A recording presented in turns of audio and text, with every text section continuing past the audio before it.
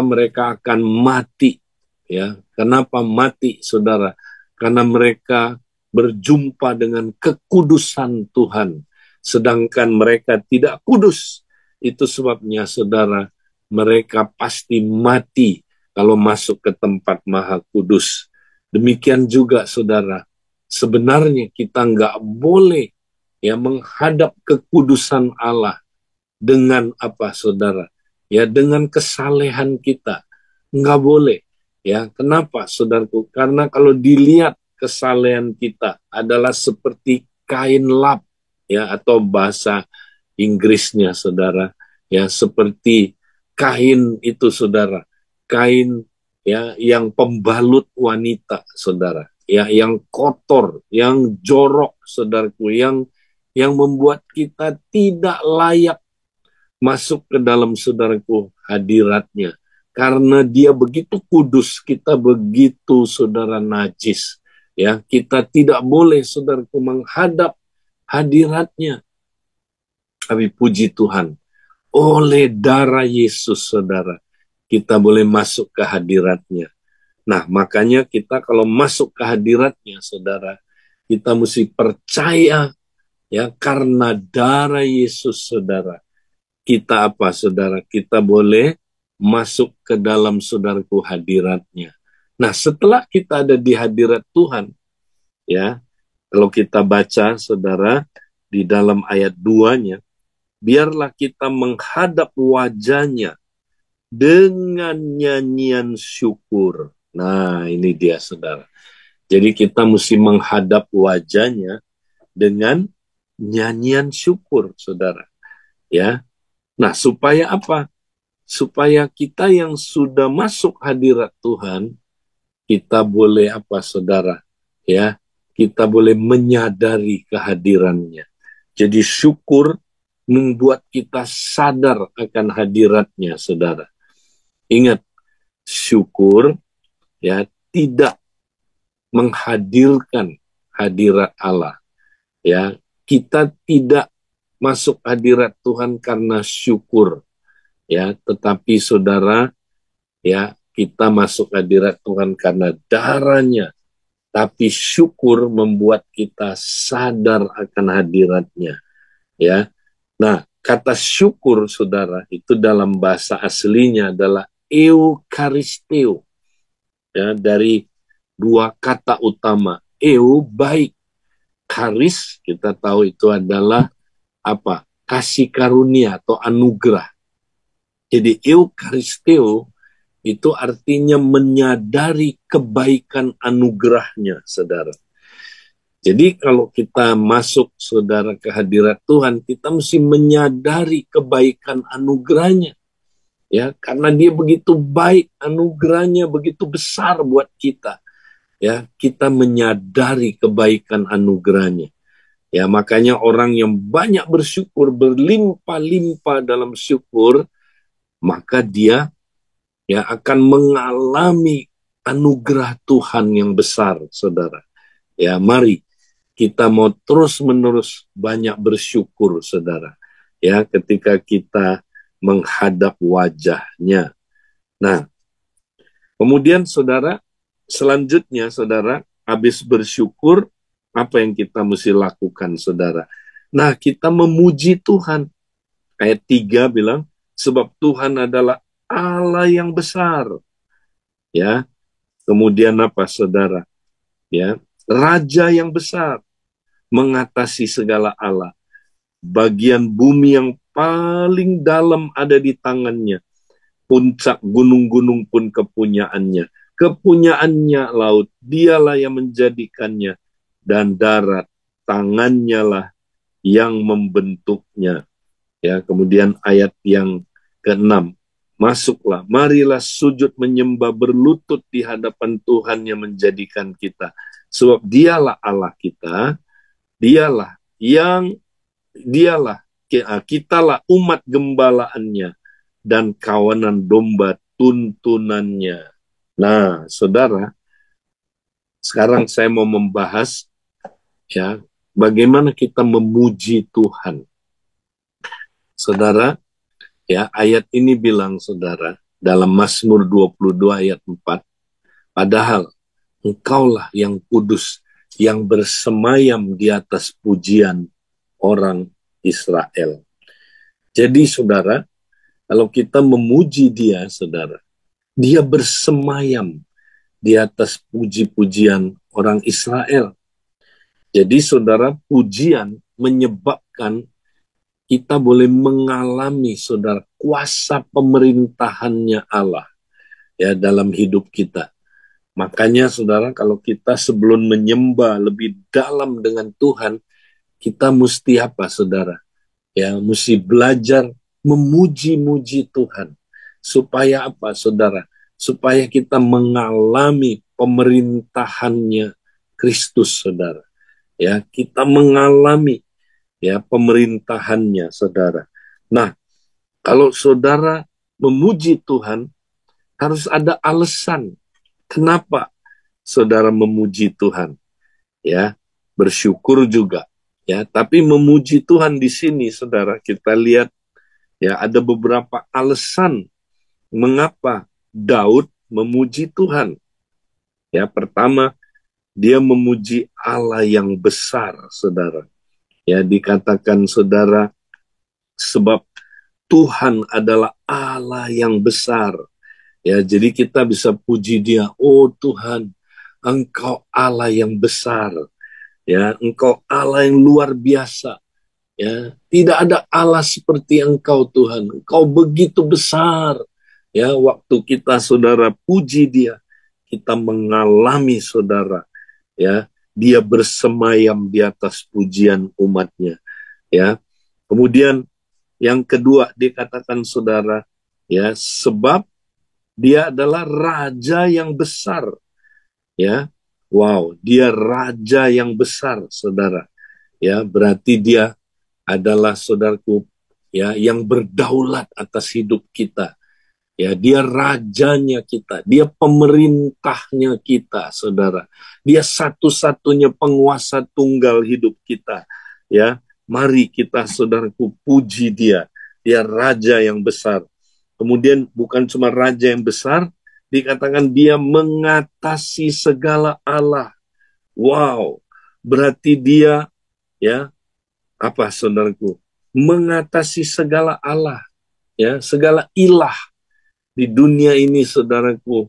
Ya, tidak ada ya sesembahan yang seperti dia. Yang lain itu saudaraku bukan sesembahan sejati. Dialah sesembahan yang sejati.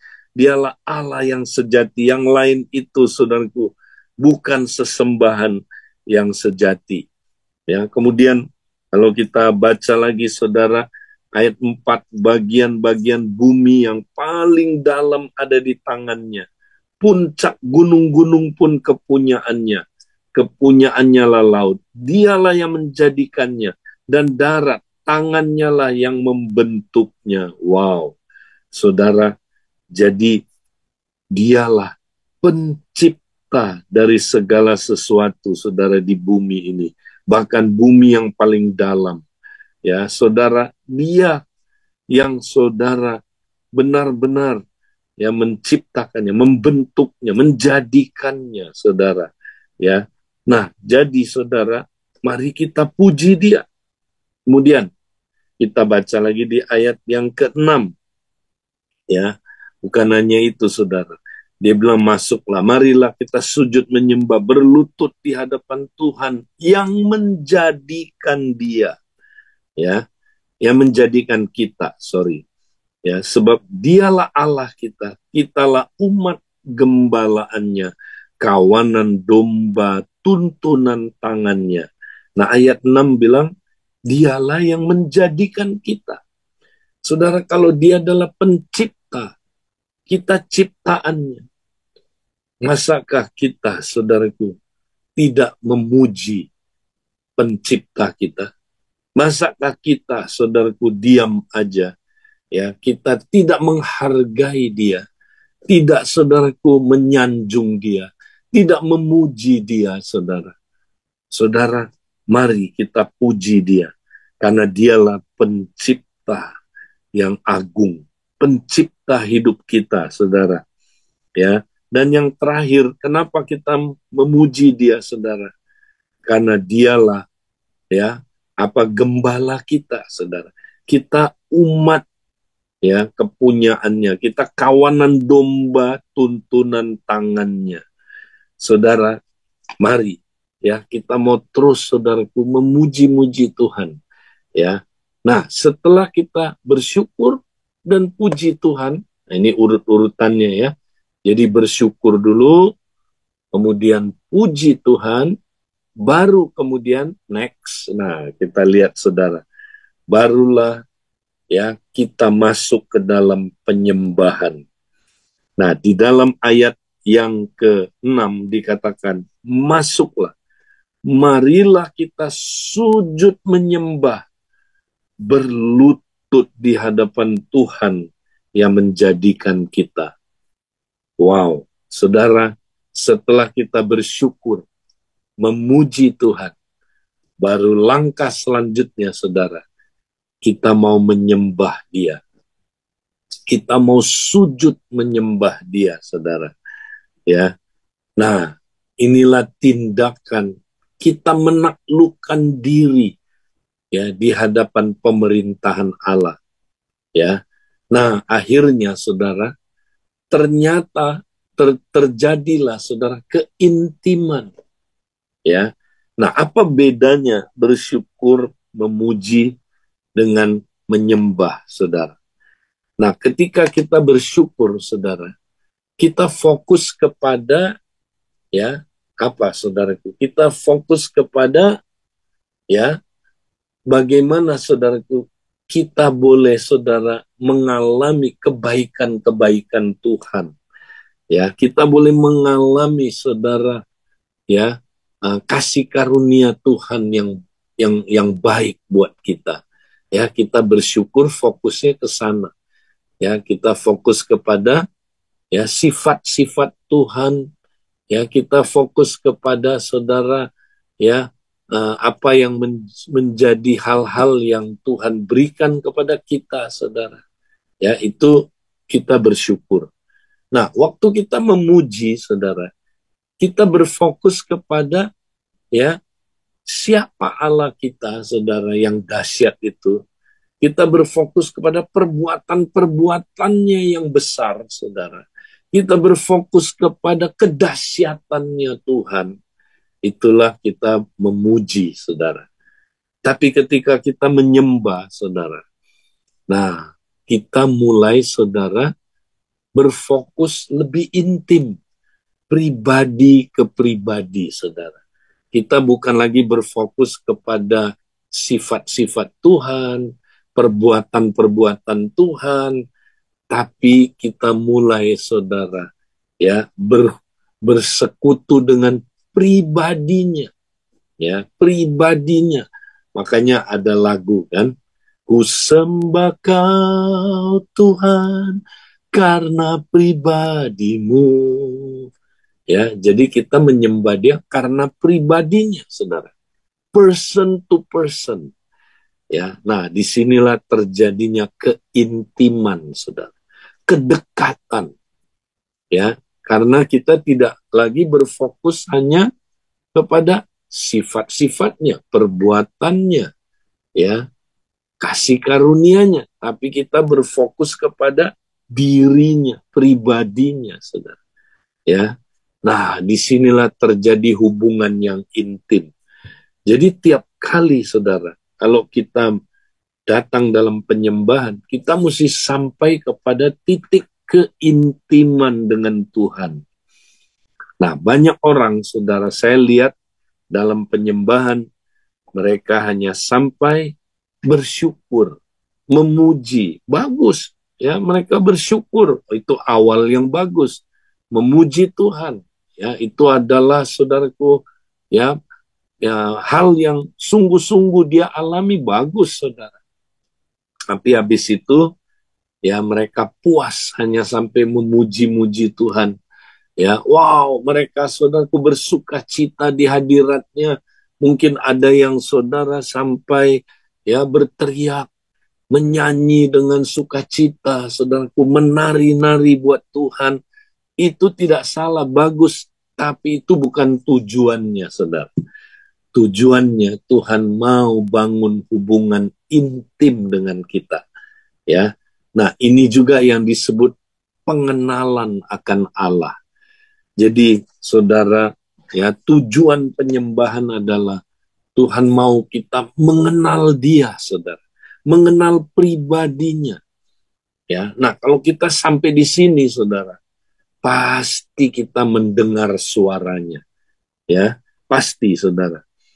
Makanya dikatakan, saudara, di sini, ya, masuklah, marilah kita sujud menyembah, berlutut di hadapan Tuhan yang menjadikan kita, sebab Dialah Allah kita. Kitalah umat gembalaannya, kawanan domba tuntunannya. Pada hari ini, sekiranya kamu mendengar suaranya, janganlah keraskan hatimu. Ya, jadi Tuhan mau kita sampai mendengar suaranya, saudara. Ya, jadi di dalam keintiman kita bisa dengar suaranya, saudara. Nah, kalau kita udah dengar suaranya, saudara, bagaimana respon kita, saudara? Nah, kita nggak boleh mengeraskan hati kita. Ini bahaya, saudara. Ya, kalau kita mengeraskan hati kita, nah inilah yang dikutip oleh, ya, kitab Ibrani pasal 3 ayat 7 sampai pasal 4 ayat 7. Gampang ingatnya, 37 sampai 47, saudara. Ya. Nah, ini yang dikutip, saudara, ya, oleh kitab Ibrani. Kalau kita, ya, dengar suara Tuhan, kita keraskan hati kita. Artinya kita nggak mau taat, saudara. Kita dengar suara tapi nggak mau taat, ya, tidak mau meresponi suara Tuhan itu, maka jangan-jangan kita bukan orang beriman, saudara. Ya, karena orang yang beriman, yang menyebut Yesus sebagai Tuhan, ya, dia pasti mau taat. Di dalam Lukas dikatakan, saudaraku, pasal yang ke-6, ya, 49, dibilang, mengapa engkau berseru kepada aku, Tuhan, Tuhan, padahal, ya, engkau tidak melakukan apa yang aku katakan, ya. Jadi kalau orang benar percaya Yesus itu Tuhannya, juru selamatnya, dia pasti mau taat, saudara. Ya, dia dengar suara Tuhan, dia pasti nggak akan keraskan hatinya. Nah, mari, saudara, kita jangan keraskan hati kita. Kalau kita dengar suara Tuhan, mari kita, saudaraku, taati suara Tuhan. Ya, karena kalau kita nggak taat, ya, jangan-jangan kita memang nggak percaya Yesus Tuhan kita, Raja kita, Allah kita, penguasa hidup kita. Ya, jangan-jangan itu bukti bahwa kita imannya palsu. Kalau iman kita sejati, saudara, kita bukan hanya sampai mendengar suaranya, tapi kita mau menjadi pelaku-pelaku firman-Nya. Kita mau, saudaraku, taat kepada Dia. Kita mau, saudaraku, menjadi pelaku firman. Nah, kalau kita menjadi pelaku firman, mempraktekkannya, saudara, wow, kita pasti bertumbuh. Kita pasti akan mencapai kedewasaan. Nah, itulah mengapa jemaat di Ibrani, saudara, orang Ibrani, ya, ada yang mereka, saudara, nggak mencapai kedewasaan, ya, mereka stagnasi, ya. Kenapa, saudaraku? Ya, karena, ya, kemungkinan imannya, saudara, iman yang palsu, bukan iman sejati. Ya, makanya Tuhan mengingatkan kita hari ini, saudara. Janganlah kita seperti, ya, orang-orang Israel yang di padang gurun, saudara. Ya, mereka ini, saudara, ya, terus putar-putar 40 tahun, saudara. Dan mereka tidak masuk ke dalam perhentian Tuhan. Ya. Nah, perhentian ini, saudara, adalah tanah Kanaan. Ya. Nah, tanah Kanaan bisa berbicara tentang dua hal, saudara. Pertama, tanah Kanaan bisa berbicara kedewasaan kita. Ya, ada orang yang udah keluar dari Mesir, tapi nggak masuk tanah Kanaan, nggak masuk tanah perjanjian. Ya, saudara, dia nggak mencapai janji-janji Tuhan di dunia ini. Ya, nah itu bisa artinya yang pertama itu, saudara, tanah Kanaan. Ya, tapi arti yang kedua juga adalah, saudara, tanah Kanaan ya bisa artinya ya, yaitu saudara hidup yang di masa depan. Ya, jadi di mana kita terus selama-lamanya bersama Kristus dalam perhentian. Ya, di dalam saudaraku hidup masa depan bersama Kristus. Itulah sabatnya Tuhan, saudara. Ya, jadi ini menyangkut ya hidup kekal yang di masa depan, saudara.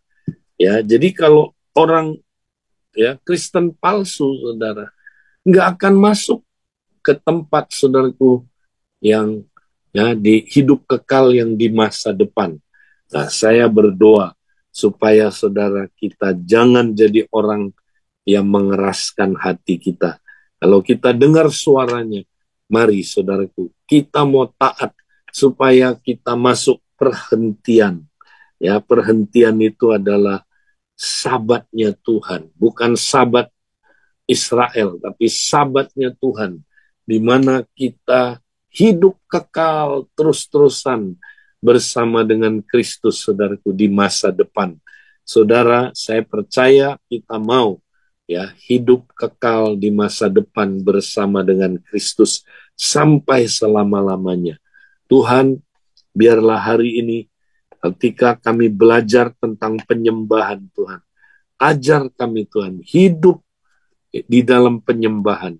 Kami mau praktekkan urut-urutan penyembahan, bersyukur, memuji Engkau, sujud, datang sujud kepada Engkau, intim dengan Engkau, mendengar suaramu Tuhan, dan taat kepada suaramu Tuhan. Terima kasih untuk firman-Mu hari ini. Kami mau terus mempraktekkan kingdom worship dalam hidup kami. Terima kasih Tuhan. Itulah yang kami mau dengar dan taat hari ini. Di dalam nama Yesus kami berdoa. Amin. Baik, saya kembalikan ke teman-teman yang bertugas. Silakan.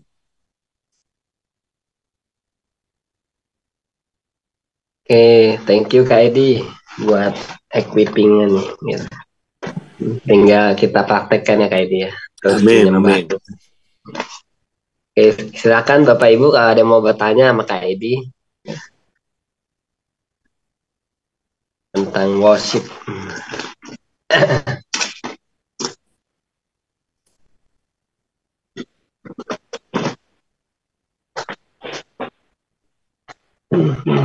Oke, Bobby dapat apa ini dari sharing hari ini?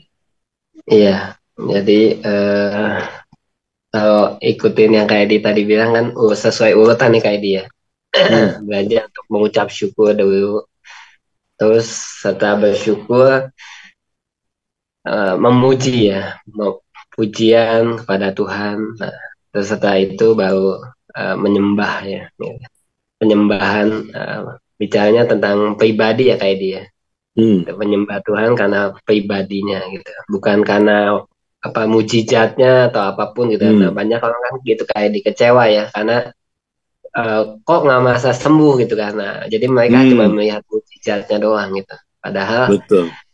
pada Tuhan itu nggak sebatas itu kan, gitu. Nah itu jadi kita mesti melihat pribadinya sih, yang penting Yesusnya sendiri ya, berkat itu sendiri ya kayak dia.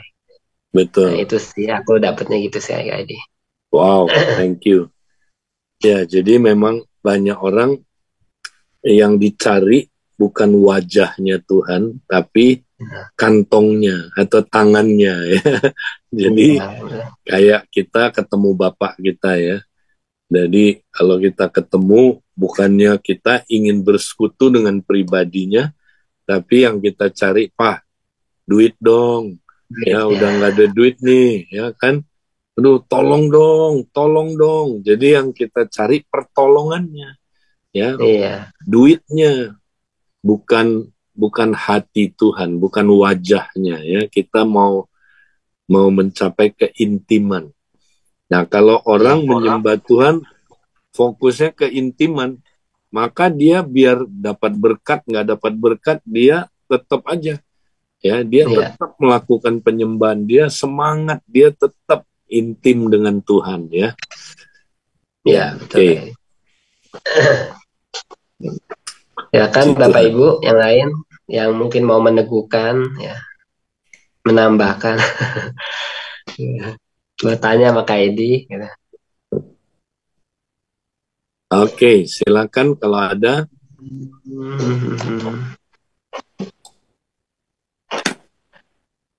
Udah pada ngerti nih Kak Edi, tinggal pada praktekkan. Tinggal praktek, betul.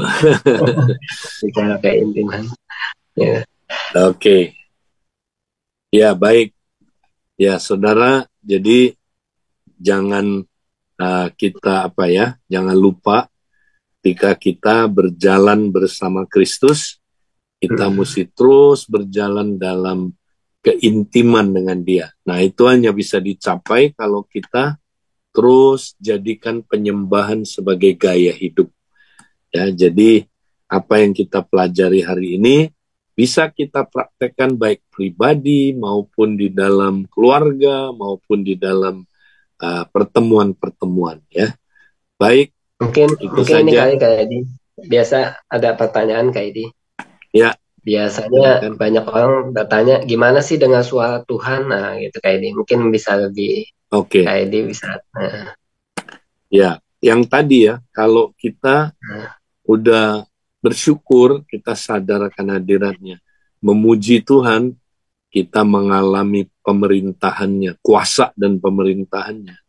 Nah, jangan puas, kita cari wajahnya Tuhan dalam pengertian ya, kita ingin bersekutu dengan pribadinya. Nah, waktu kita sampai ke titik ini, pasti kita dengar suaranya. Pasti, ya. Nah, tinggal suara Tuhan itu, ya, seringkali kita punya pikiran-pikiran yang yang keliru. Misalnya suara Tuhan harus dahsyat, ya, harus membelah gunung seperti siapa itu, si Elia, ya. Nah, padahal Tuhan ngomong sama dia di angin sepoi-sepoi, tapi dia nggak dengar gitu ya. Nah, seringkali suara Tuhan itu di hati kita, bisikannya ya, jamahannya di hati kita, itu suara Tuhan. Jadi dia sebenarnya berbicara ketika di tengah keintiman, hanya kita nggak menyadarinya. Jadi kita mesti mengenal suaranya, ya. Oke. Iya betul. Kadang orang bahasa Tuhan udah ngomong cuma nggak peka gitu kayak dia. Iya, nggak peka, benar. Misalnya gini ya, ada orang berpikir gini, wah kalau saya nggak dikunjungin malaikat, Tuhan nggak bicara nih sama saya, ya kan? Atau suara yang audible, saya mesti dengar yang audible, itu baru suara Tuhan. Nah, dia keliru. Dia mencari pengalaman-pengalaman yang tidak umum. Ya, yang tidak umum itu nggak buat semua orang, jadi jangan dicari. Ya, nah yang paling umum Tuhan ngomong sama kita lewat telinga rohani kita. Dia memberikan kata-kata hikmat, kata-kata yang spontan ya. Yang kedua adalah dia berbicara lewat visual rohani ya. Jadi kita melihat ya lewat penglihatan ya, itu paling umum, atau lewat hati nurani kita, lewat impresi kita, dia berbicara lewat itu. Nah, itu yang paling umum. Jadi jangan cari yang tidak umum ya.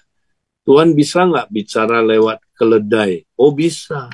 Ya, cuman jangan kita piara keledai di belakang rumah supaya memastikan Tuhan ngomong gitu ya lewat keledai. Nah, tapi bisa, Tuhan bisa ngomong lewat keledai, tapi jangan itu yang dicari, itu tidak umum. Iya. Nah, paling umum adalah waktu kita dalam penyembahan, ya, nanti Tuhan mengingatkan memberikan kita firman-Nya. Nah, itu dia. Ada kata-kata yang muncul tiba-tiba, ya. Muncul apa? Muncul penglihatan. Kita bisa melihat sesuatu yang berkaitan sama firman gitu loh. Ya. Atau kita bisa, ya, hati nurani kita berbicara, ya. Di mana, ya, suara hati kita itu juga dari Tuhan. Oke? Iya, iya. Ini ada pertanyaan lagi kayak di, kalau lagi urgent katanya lagi sedih, terus apa lagi? Kita bisa langsung datang kepada Bapak, langsung bicara gitu, nggak perlu pakai urutan gitu. Betul nggak ini? Iya, kan urutan itu, ya, menolong kita karena kita bukan kita makhluk roh, tapi kita tinggal di dalam tubuh. Nah, contoh ya, kadang-kadang tubuh kita belum siap, dia menjadi penghalang untuk apa? Untuk kita intim dengan Tuhan. Ini contoh, ya, tubuh kita lagi capek, aduh, ya kan? Nah, tubuh kita ini bisa menghalangi kita ketika kita mau datang sama Tuhan, tubuh kita melawan, ya kan? Nah, akibatnya roh kita jadi nggak nyambung sama Tuhan karena tubuh kita. Jadi, nah, ini untuk menolong, makanya bersyukur dulu, ya. Ketika kita bersyukur, kita jadi fokus ke Tuhan, ya, fokus. Dengan kita bersyukur, kita menyadari kehadirannya. Dengan kita memuji, ya, kita mengalami, ya, apanya, dia bertahta di atas pujian umatnya. Nah, ini menolong kita, ya. Iya. Tapi kalau kita kadang-kadang kondisi kita siap, ya, roh kita langsung nyambung, misalnya, ya, kita mau datang sama Tuhan, kita berbahasa roh dulu. Kira bakat syandara bakat. Nah, itu usaha kita untuk mempercepat supaya apa? Supaya roh kita langsung nyambung sama Tuhan. Ya, nah, itu juga bisa. Ya, jadi ada hal-hal yang lebih apa ya? Lebih cepat kita langsung nyambung sama Tuhan. Tapi, ya, itu tadi urut-urutan itu buat nolong kita. Ya. Yeah. Normalnya seperti itulah. Tapi kadang-kadang bisa terjadi, ya, kita langsung nyambung sama Tuhan, bisa. Iya. Kalau sudah terlatih ya kayak dia, sudah maksudnya udah respon otomatis ya kayak dia. Ya. Ya, misalnya udah jadi gaya hidup lah, pasti nyambung sama Betul. Tuhan lebih mudah gitu kayak Betul. dia. Misalnya gini ya, kita mau mulai komsel. Semua orang baru datang. Ada yang habis ditabrak bajai, ya kan? Ada yang tadi di jalanan, wah, kesel sama mobil yang nyerempet, ya kan? Datang ke komsel, tubuhnya, ya, apa ya? Taunya Tidak belum siap. mendarat kayak katanya. Ya, tidak siap fokus ke Tuhan. Nah, makanya kita mimpin pujian mesti bawa dulu kepada syukur. Ayo kita bersyukur dulu, ya. Itu nolong kan, langsung mereka fokus. Yeah. Oh iya, fokus kepada Tuhan yang baik, Tuhan yang mengasihi kita, Tuhan yang tidak pernah tinggalkan kita. Yuk kita bersyukur. Nah, waktu bersyukur dia langsung bawa kepada kesadaran akan Tuhan. Apalagi kemudian memuji-muji Tuhan. Wah, kita mulai ngalamin tuh, ya, hadiratnya lebih apalagi lebih nyata lagi kita alamin. Nah, baru kita intimasi dengan dia. Jadi itu menolong, ya. Iya. Oke. Kak Edi. Oh ya, pagi. Iya, Kak. Pagi. Itu silakan, yang terkait di komsel tadi, Kak. Itu kalau yang misalkan nih urutan, kan kadang ada tuh, Kak, yang urutan pujian penyembahannya itu supaya nggak bosan atau apa gitu, diubah di akhir, itu gimana ya, Kak? Ya, sekali lagi kayak tadi ya. Ya, saya nggak bilang nggak boleh, tapi urutan normalnya seperti itu, ya kan?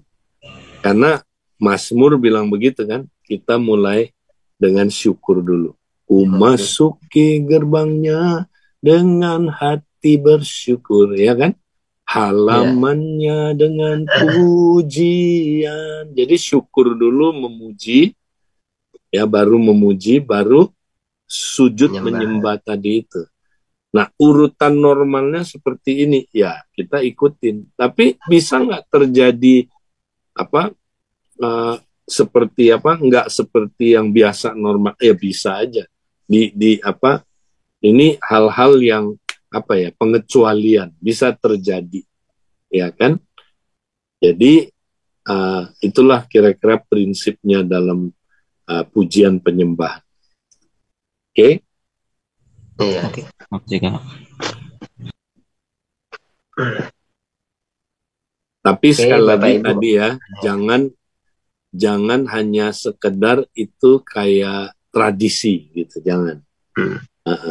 Tapi ya urutannya itu normal dan itu masuk akal ya yang kita praktekin. Oke, Bapak Ibu, kalau sudah tidak ada lagi ya kita ketemu lagi hari Senin ya Bapak ya. Ya, itu aja sih. Thank you Kak Edi. Ya, Tuhan berkati. Tuhan berkati Kak Edi. Kak Edi, Kak Bobby, makasih. Sampai ketemu, Tuhan